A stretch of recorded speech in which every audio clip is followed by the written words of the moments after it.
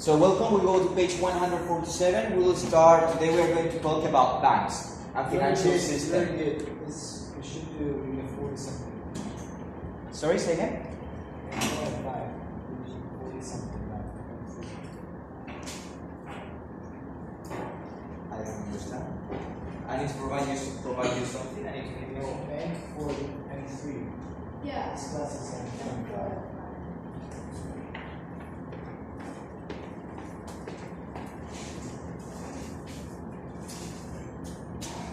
Sorry, yeah. We're talking about, yesterday we see the population we are talking about. Growing population, aging population. Okay, yeah. Digital immigration. Yeah, this is not 4 and 5. So we're talking about the effects of changing population, with the population growth, immigration, and yesterday we were seeing a documentary about the working class in China, and there's this massive, well, it was not too much about this, but how the people were living in big cities. We're talking about the factory of the world, in the city of Xiamen, and how it's a mass migration movement from the countryside or rural areas to urban areas, and how it has changed the life, how new business came to arise. It was an emerging economy, new business, new opportunities. So we're talking how to live. But now in a theoretic point of view, so we are going to see what are the effects, if this works. Yeah, so we continue with the effects of changing in population. Okay? Effects of changes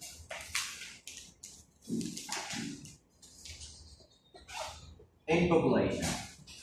Okay, population, as we saw before, can be changed depending on birth rate, death rate. Basically, this one tells you if they, or also immigration. The immigration will tell you how the population, if it shrinks or grows up, grows, guys, or it grows. But now we want to see the composition as well of the city. If we want to see the composition of the city, we have to just merely see at migration. People leaving the country and people coming in. So now we have different cultures, different social stratification, different jobs, different sector, economic sector changes in a different way as we are used to know before. One of the changes inside a country, which is very, very common, we saw it was rural exodus. Rural exodus happened in many of the countries after experiencing an industrial revolution, not industrial revolution because industrial revolution is a term merely used for Britain, for the first one, but after industrialization.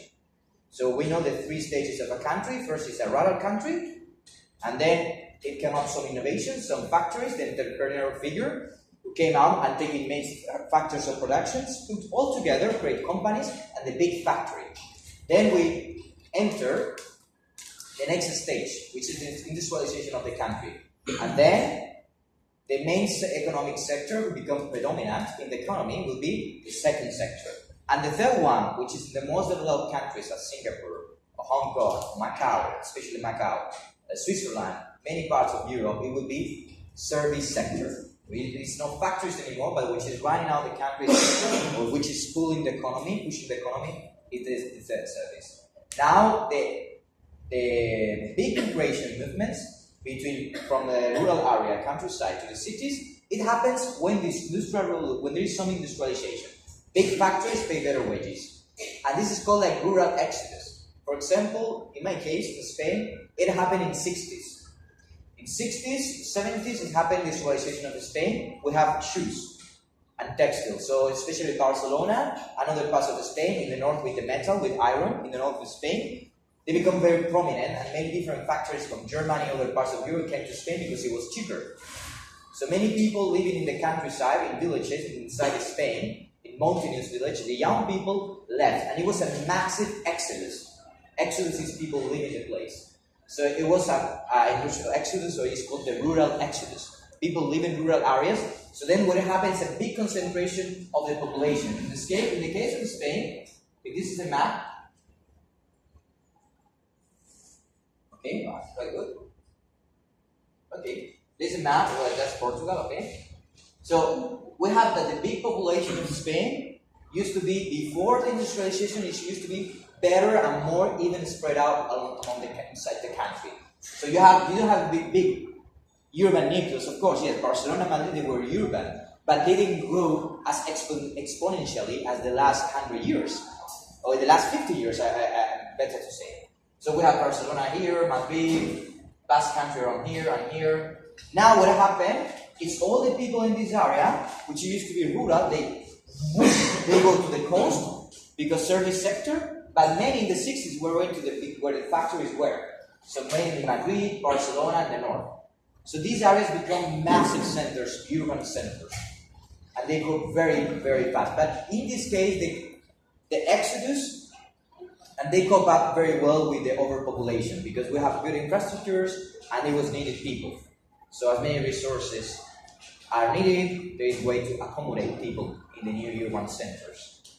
But this is what is happening now in many of the Asian countries where are growing economically very fast, and they are passing by this stage. This is happening in China.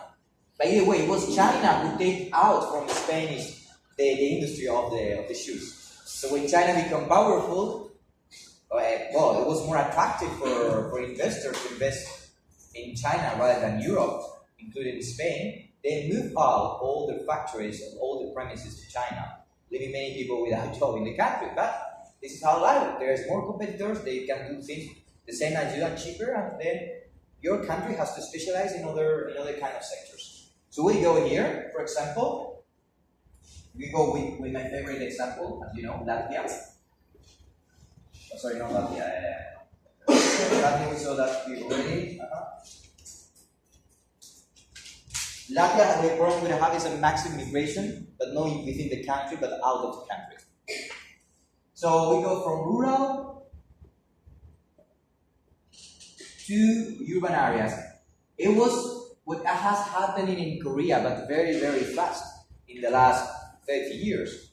Like a big migration from the countryside to Korea, at such extent that maybe more than half of the population it's living in Seoul, in the capital of the country. How many people? No, that's too much. 10 million. But 10 million living. And how much is South Korea? 70 million? 80? 50 million. So we are talking a fifth of the country in just one city. And we are not talking about the metropolitan area. We're not talking the whole city, you know, like suburban areas. If you take all different suburban areas, probably it will be almost reaching 20 if you take the whole. So this is because they are like powerhouses inside a country. Very dynamic economically and growing very fast. Where investors find big opportunities to create their wealth. So we have, but from rural to urban areas, many people stays, all the experts in this field, economists, that because you leave the economy free, movement from rural to urban is totally normal. And it's one of the stages in the economic growth. So what is going to happen is a best allocation of resources. That's one of the consequences. Obviously, right? If you live in your village and you go to the school, you finish university in Gyeonggi-do or Gwangju, right? And then you want to find a better job and you are well qualified, you speak English, you speak several languages. But Gyeongju doesn't give you anything to work. Then you will go to Gyeongju or Daegu City, Sakwa. Very good. You go from Daegu, you go to Seoul to work. The same happening in China, Shanghai, where the opportunities are. So this is good from both sides because in the rural area, there is less unemployment. Because the agricultural sector cannot absorb the whole labor market, especially young people. There is not enough jobs, and the jobs are very bad paid. So it is liberating. It's liberating this labor force going from the countryside going to the cities. Because the cities, they are able to absorb their labor hand. And they are able to find a job there straight away. And make it. So you go where it's more adequate to your skills, your capacities, and when there is demand and supply.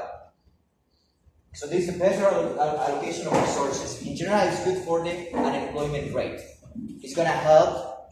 You're gonna go places where there is job, so you will find a job, and you will leave those places where there are no jobs for you. Supply going growing industries. 좋아요?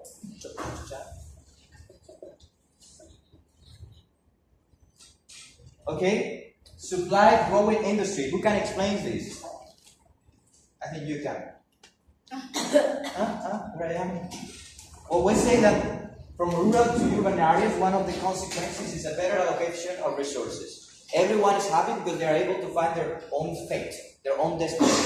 It's more easier than that. In economic terms, allocation of resources is that there is no resources who are not working. Everything is implemented and used. Okay? Second one, supply growing industries. When we move people from rural areas to urban areas, especially young people with the skills, according to the new times, they supply growing industry. It doesn't mean that. Can you give me an example? What? Supply growing industries. What does it mean that? Okay, what is a growing industry, first of all? Come on, it's just English. Growing industry. An industry who grows, which grows. Okay, usually growing industries is those industries which establish in a new country, either from because foreign investors or national investors, because there is chances they are competitive. Either the government give you bonification, or you have a reduction of taxes, or the labor cost is very low. So it happened from Taiwan. You saw in Xiamen, we become the center, the production city in the world. They moved the factory from Taiwan to Xiamen because the cost of production was lower, only based in labor cost, labor hand cost. So the growing industry in Korea is not based in labor hand. It's mostly based in technology. So you have all these conglomerates of holdings of companies where LG, Hyundai, they were the growing industries. So I think in 60s and 70s was the boats and the metallurgic industry, where it was very powerful in South Korea. And in the last 20 years, they switched more to most specific high-tech industries, as is phones, computers, machinery, heavy machinery. So that was the growing industry in South Korea. So what happened in the world, a lot of positions available, because when it's a growing industry, it means the production is ever constantly growing. So they are growing and they need people to work as well. So if GDP grows, production grows, usually you need also more people to grow, to keep making growing the industry. So there was a demand there. There was a lack of hands to work in these growing industries. So the young people go there, trying to find something, better chances to work and better professional experience, better salaries, better life quality as any human being. Okay, so that would be what happens. There are other effects. Please? Yep. There are other effects. And these effects, they are going to depend on size and nature of the immigration. Okay, immigration is a big topic. Very polemic, very controversial. Doesn't matter which country. Japan, for example, they based their limitation of immigration and they want to remain a homogeneous society in a very influenced world. Even the population is dying out and they don't have young people to work. So sooner or later they will they will be compelled naturally to open their borders to new migrants coming to work. The immigrants trying to find a best life and supply labor force to their country to keep growing. You know, the economy got stuck and the life quality in the long run, it's out. John. So depending on science natural. Now I give you Sweden. Sweden, I don't know, anyone follows the news here? You know what happened with Sweden a few years ago? They opened the borders to refugees and knew they have a big polemic issue on this.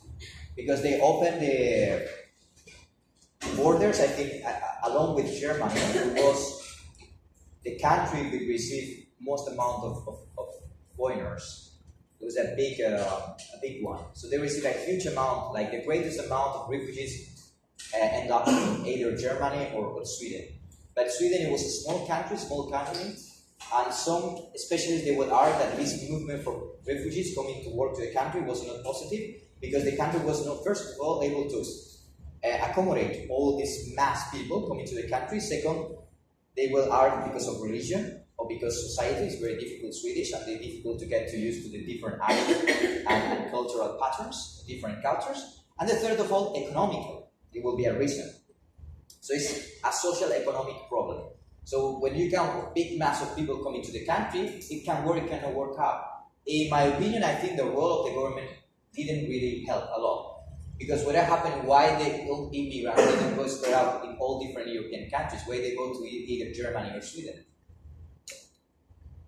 Because the government helps people. The government, the size of the government is prominent in those countries, and they have very altruistic, I would say, policies on immigration, and they really help you. But they don't. So they basically show up in the border and they give them asylum in the country so they could stay. But not that, they give you just house and they give you also money from the government. Every month they receive some subsidies from the government. So this creates an incentive to go there. So if I'm an immigrant, where I'm going to go? To the rest of the European countries, or where either there is a job, or even better, they give me a house as soon as I get there. So all of a sudden, the Sweden government found in their borders all these people with empty hands and say, okay, and then they got the house, they got money from the government, but who pays for all that?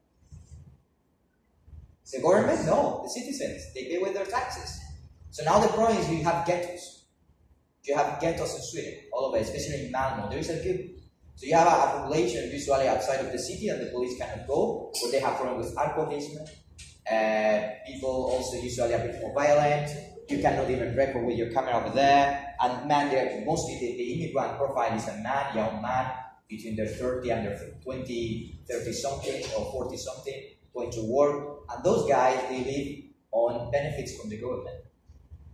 And they don't find a job.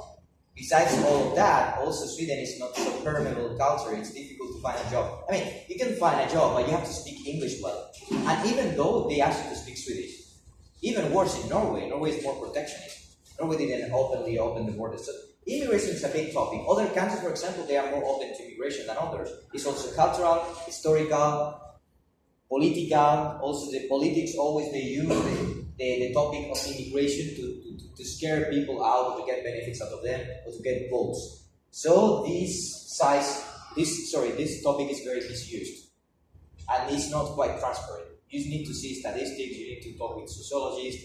So I'm not saying that what happened in Sweden is bad immigration. I'm doing what is the different positions in this topic.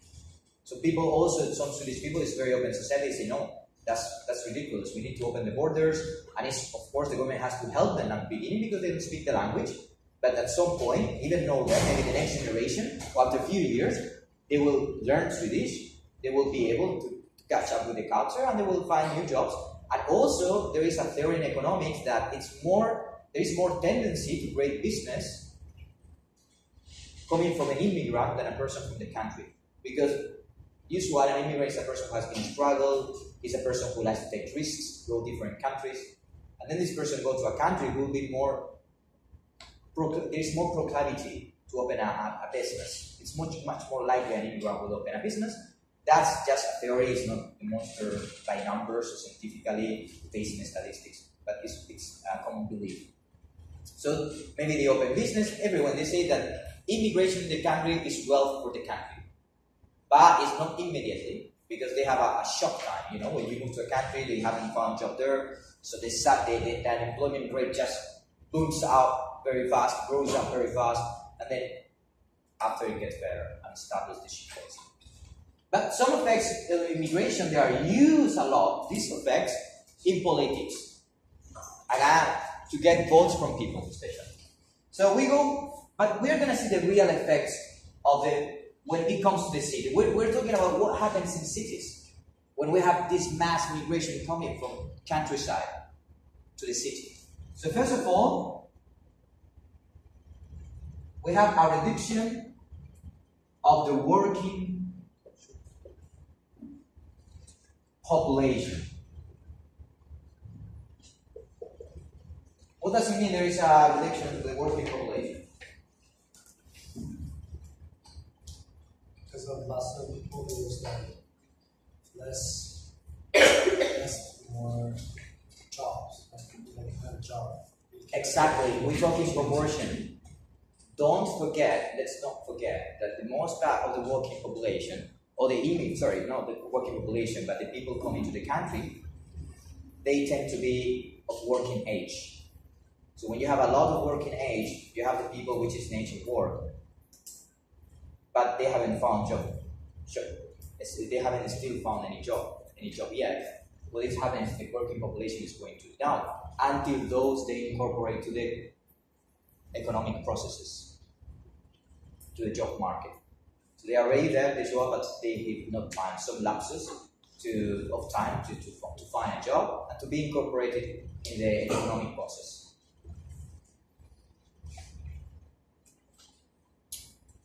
The second one, there is a greater burden of dependency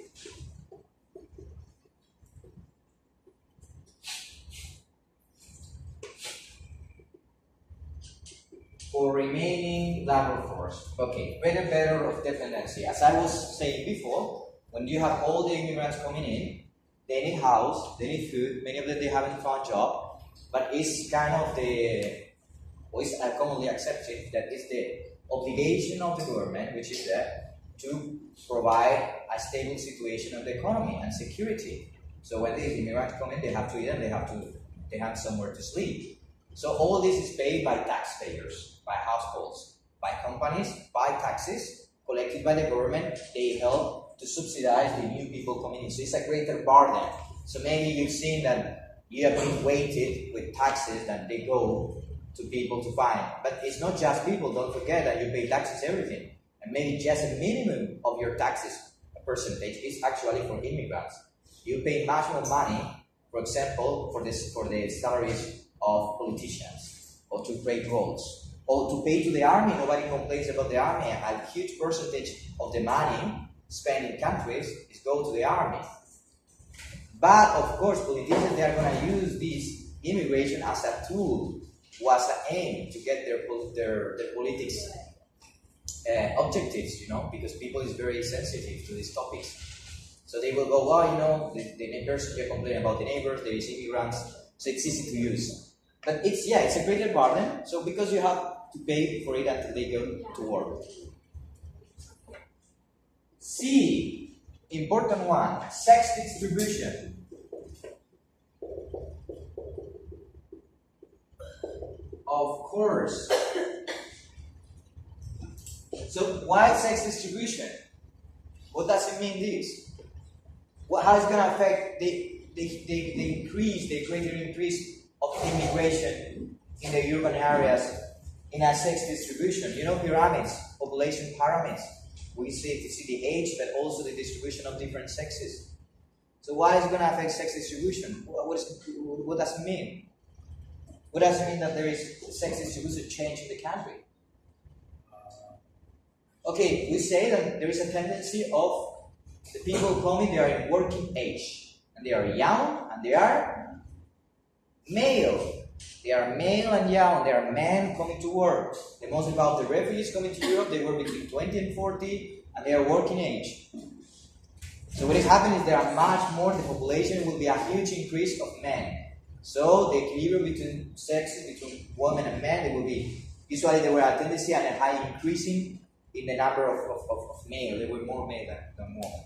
What less, it will help to increase the balance in favor of the men.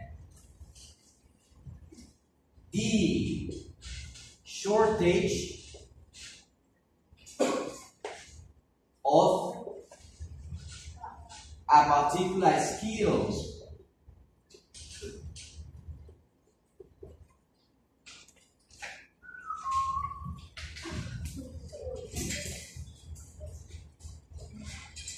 Okay, who can explain that? It's in the book. So there's a shortage of a particular skill. What does it mean? What can it create shortage? Shortage means there is a lack of a particular skill. So usually those skills were difficult to acquire, obtain. We need a lot of time to develop. We're talking about accountancy, we're talking about medical care, we're talking about engineers, architects, all that.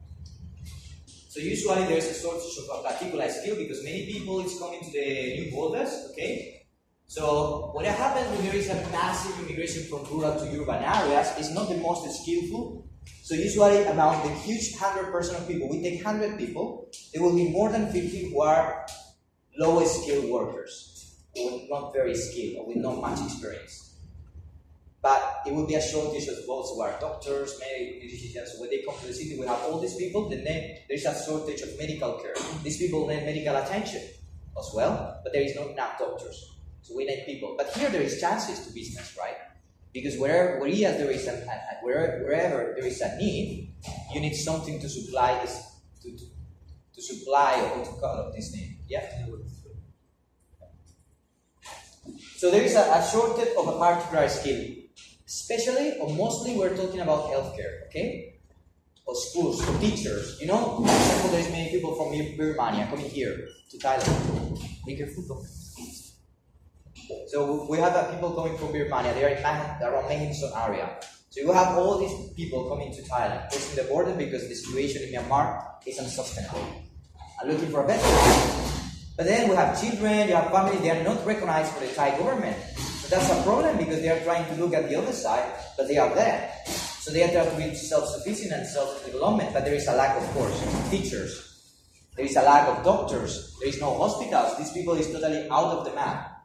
So that's a problem, especially if it's ignored in the long run by the government. What else? Okay, one of the consequences, guys, one of the consequences could happen is underpopulation. Not in the urban area, underpopulation in the countryside. And that's happening, for example, as I retake the example of my country, Spain. If you go inside the country, we have villages who are barely 100 people. Old people, just old people. 100 people, 200. Some villages, 300. And they need young people. There is no economy. They live under the benefits of the government. There is no investors who wants to invest there. Nowadays, there has been in the last years a new tendency. Since the service sector is growing at very much higher path. Have you ever heard about rural tourism? Rural tourism. So this wonderful fairy tale small villages in Spain, but they are very small with tiny houses made of rocks, very cold in the mountains. And everyone in Spain goes to the coast. You know, as I showed you the map before. Okay, the point of Spain is people is here or in the coast. Right? In the coast. All the population is here. But here in the interior of the country, inside, the density is the population density is quite low. It's underpopulated. So you guys, what happens when it's underpopulated? The price of the house go down. So they are very cheap houses, very old, from Middle Ages. So some guy with some idea, I say, hey, I can make business here. So he take the village, he buy 3 or 4 properties, very cheap price, and try to promote rural tourism. In Spain, it's not popular rural tourism. Young people go to the beach. But you know what they bring? They bring Chinese, they bring Koreans, they bring Asian people who likes to, you know, these small tiny villages looks like fairy tale. So there is a new reborn of the economy of these places through tourism. That could be a good idea. So maybe you know a place here in Thailand which is not exploded, you can open a business, but it's difficult because Thailand is quite exploded. But they go just to the beach. And they are not very beautiful, I would say, the cities in the interior of the country. But what? You can go somewhere, it's just your idea, you know, that will be a good idea, it's working in Europe, and it's helping the local economies. So that's what happened. This is the main one. So we have like effects of changes in population from rural to urban. Okay, to summarize. From rural to urban in general, is everything coincided or agree in this is better allocation of resources, supply growing industries, labor force needed for the new industry who are powerful and they are pulling the economy or pushing the economy of the country. Other effects, reduction of working population, also in the rural areas, greater burden of dependency, the sex distribution change, much more male than women, and a shortage of a particular skill. Especially those effects coming into place in the short term. If the government take protagonism, join, try to help the economy, and they don't ignore, all these obstacles can be easy, not easily, but with effect and time they can be overcome. You know, they can overcome, especially providing help to those families coming. But the problem of the polemic always in the economies, until which level the government should help these new coming people. What is the money the government should spend? How much taxes or how much money of the taxes should be put in these new immigrants coming into the country? What is the level of intervention of the state? Always is this. There is no free markets. It's very difficult to see totally free markets. Even in the United States, it's not a free market. The government has an important role in the Federal Reserve, but not just in defense and security, also in economic policy. And there is very difficult to find fully central planned economies like communism. Okay, communism was one of them. But even though there is a tendency, China, which is constantly nowadays a communist country, you have economic hubs. Like the government say, okay, this city is unregulated. The economic activity is up to the people, to personal individuals. So it's quite liberalized. So again, there is just mixed economies. Some mixed economies, they have a higher weight or higher protagonism of the state. Bigger economies, some economies like Hong Kong, the government has not much protagonism. Highest. The government has not much protagonism. Do you understand what I'm saying? Okay, so tell me please an example. An economy which is highly intervened by the government. A mixed economy which is highly intervened by the government. You. An economy which is intervened by the government. It's not allowed to be with the phone when I'm here speaking and giving. It's impolite. Just please.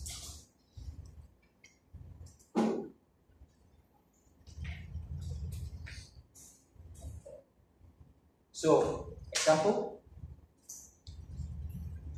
and a highly intervened economy, and please, not China, everyone knows that.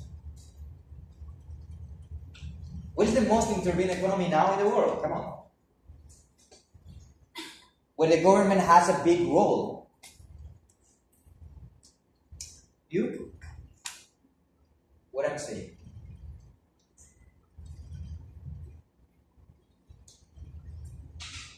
What's your name?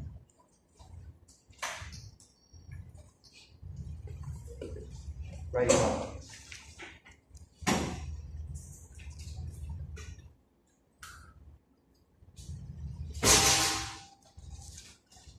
Okay, again the question. A highly intervened economy where the government plays an important role. Economic systems, free. Central planned economies, free markets, and mixed, which is all economies. Some countries are closer to free markets, some economies are closer to planned economies. Which one is close to planned economy? One which is very close. Or if not to say, it's just a fully planned economy. Shopping, a planned economy. Swimming, planned economy.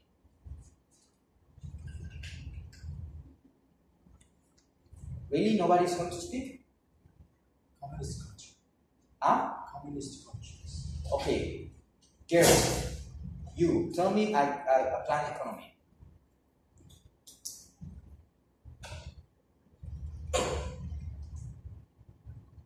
It's open question. Anyone can reply except you, John. Like if there is no private sector, Okay, example.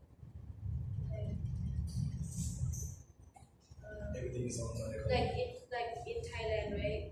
Okay, Thailand is quite planned economy, I would say. The electricity, the water. No.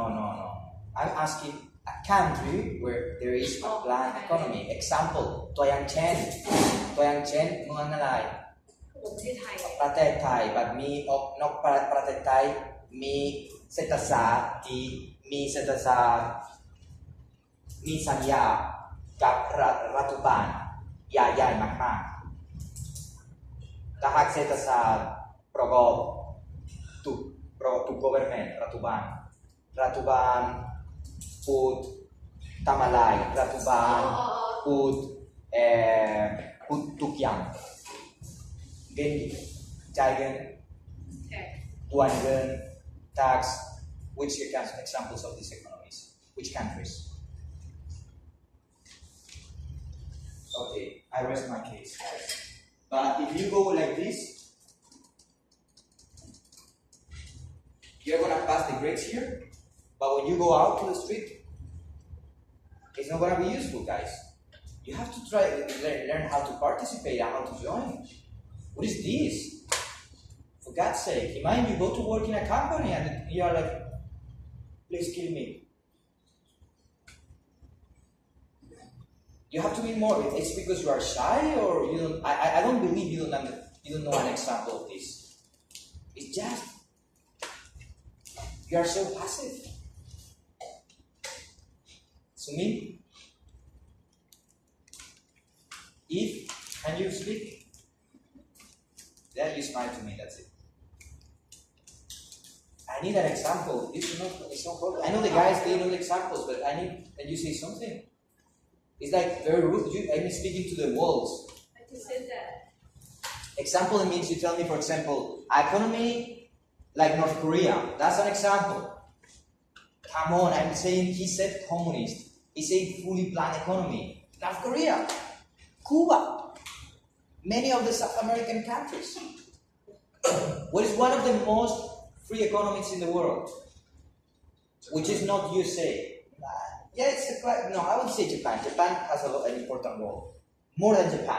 Free markets, and they are in Asia, all of them. China is quite intervened. China has double standard.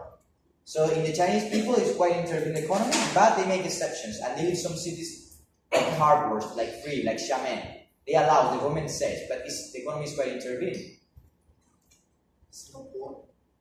Good example, Hong Kong, Singapore, Macau, Taiwan, South Korea also, I would say. Even the government has an important role, but the role of the government is merely to promote investment. It's not the government in Korea deciding what to produce, how to do. They leave the companies to take control.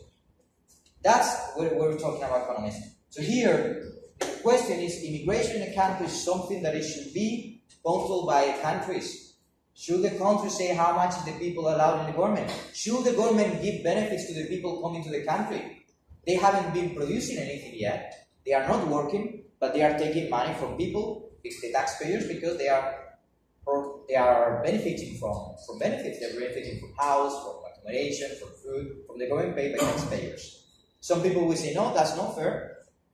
Some people will say, well, altruistic people will say this is understandable because they come from very poor countries, and it's our duty, as we did before, to help them to establish in our country and being able to be productive and find a job. But it takes time, and then we cannot ignore that there is. Some people say, well, it's not our responsibility to open the borders. All these people say, yes, open the borders, but don't give them anything. Maybe it will be a good one. Because why all immigrants go to Sweden? Because the government gives them money, pay with the money from the taxpayers. If they don't give money, they don't go there. They will go some other country. Right? And those coming to Sweden say, okay, coming, but they will be compelled to struggle to find a job. Because if you know that the government gives you money, you don't try hard. You stay at home. You say, okay, next month. Because you know you have money from government. But if you arrive to a new country to make a new life, and it's true that you need money and you need to work and be productive and feed your family, you're going to go to a country and you will do your best, I bet, to find a job. So they go to Sweden, okay, the borders are open, but it's up to the person to stay in the country 1 or 2 months trying to find a job. And if not, they will go somewhere else. Right? My point of view is less intervention from the state. Less, I would say. Because when there is less intervention, the economy is more efficient. And when the economy is efficient, everyone finds its place. Okay?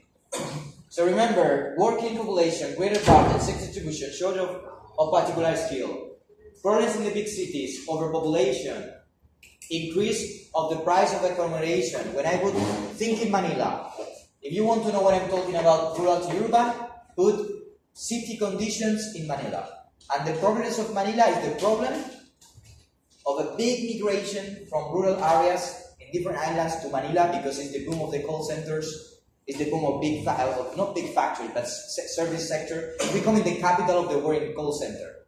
So many people go to Manila, they learn a language, they stay there. But the problem is, because the city is not well regulated, and there is a lot of corruption, there is a tendency in the increase of the prices and the accommodation. And there is a huge difference between rich and poor. So you have traffic, chaotic, dirty. Violence, surprisingly, it's not that high, but it is. But prostitution, a lot of children with under the problems of nutrition, you just go to Manila. This is the problems of a big city. We have been growing and haven't taken the immigration topic. That they didn't take the right measures. Sure. So yeah, that's it. So